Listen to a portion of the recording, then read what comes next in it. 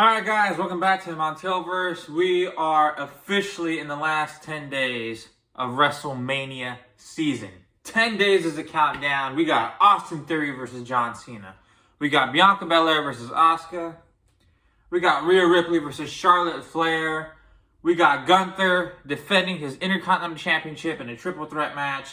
You got Roman Reigns defending the WWE Universal Championship. And so much more. I'm really excited about the Edge versus Finn Balor match in a Hell in a Cell with obviously the Demon's going to come at WrestleMania. I'm especially excited for that match because I'm really interested to see where they take the Demon character. Last time we saw him was Extreme Rules in 2021 where he was defeated by Roman Reigns after a miraculous breaking of the top rope. I mean, it's still unexplained to this day. It just broke. Finn Balor's not a heavy guy, demon or no demon, and the top rope just broke. I mean, I honestly wish they would have explained that a little better, but hey, it is what it is. So, he's a part of the Judgment Day now. I'm curious to see if the demon's going to come out with some purple, demonish new look. You know what I'm saying? Like, is he going to look the same? Or is he going to have, is it going to be like buffed out, maxed out with, how they book him in the match? What's going to be the difference between the Demon now and the Demon before? So I'm really curious to see. Obviously, Edge has a big advantage as far as experience goes in the match. So, yeah. So there's a couple things I want to talk about. First of which, let me just drink my Capri Sun here. I've been saying it for months now that the women's division needs to really do something, and I think they're in desperate need of doing it now. There can't be a Raw Women's Championship and a SmackDown Women's Championship anymore. At least I don't think so, and I'll tell you why. And this is going to kind of wrap up everything that I've been saying the last 3, 4, 5 months. I've been saying that Bianca Belair needs a character change. Bianca Belair needs to spice it up. Bianca Belair needs to be defeated so she can get some time to come up with a new character, maybe a little heel turn. None of that's happened. And here we are 10 days away from WrestleMania and nobody gives a flying Walenda about what Bianca Belair is doing at WrestleMania. Think about it. Look at all you folks. Who have you been paying attention to since the Royal Rumble? Certainly not Bianca Belair, not even Asuka. You've been paying attention to Rhea Ripley, the Eradicator, the powerhouse that is Rhea Ripley in this women's division. Her character is awesome. Her look is awesome. I mean, she is just firing on all cylinders, and it's a great story with Charlotte.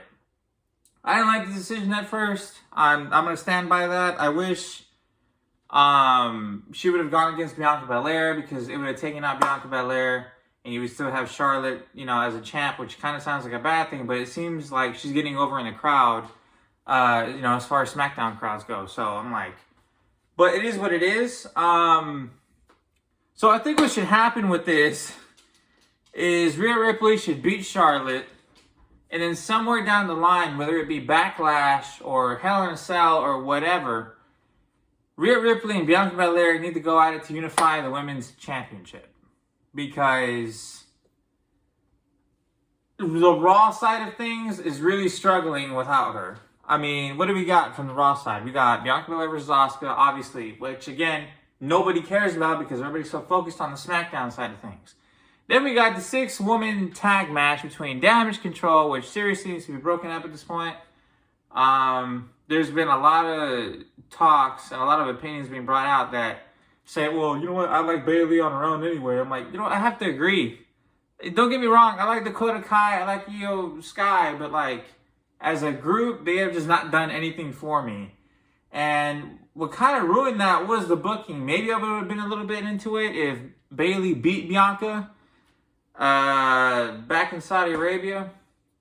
But that didn't happen.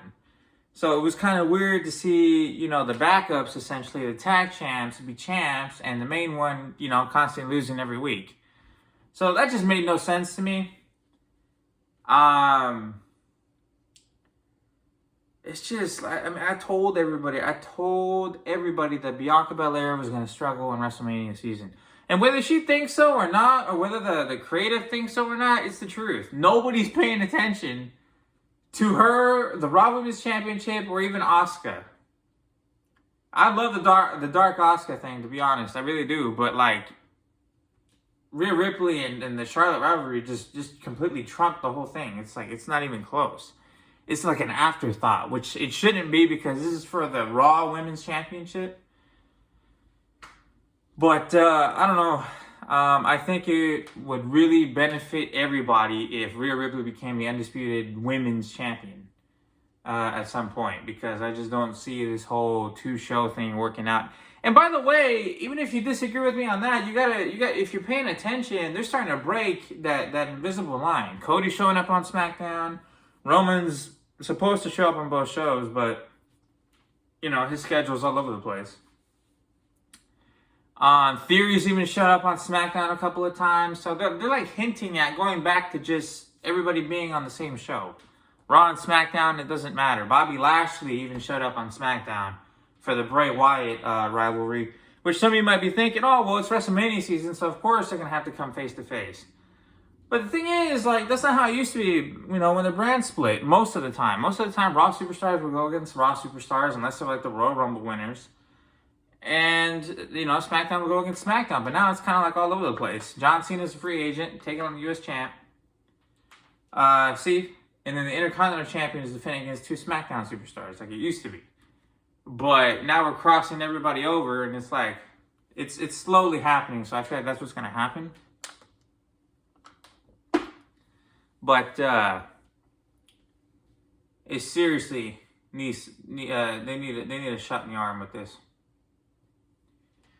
I don't know, let me know what you guys think. You know, this is kind of like a video that I didn't want to make, but I made it anyway because I feel like it has to be said. But I'm curious about my idea, what you guys think of it, so let me know. Please like, comment, subscribe, and I'll see you guys in the next video. Deuces.